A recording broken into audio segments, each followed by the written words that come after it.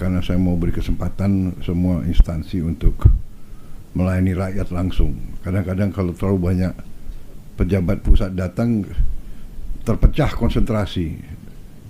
Jadi pejabat daerah harus menjemput dan sebagainya. Itu kadang-kadang ada kecenderungan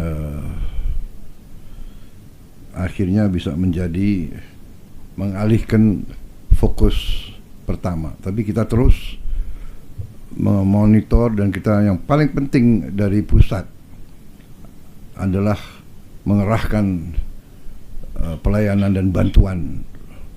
Itu yang paling penting, ya. Kalau kita datang habis itu hanya lihat bencana tapi tidak bisa mengatasi, tidak bisa kirim bantuan, ya itu akhirnya kurang efektif.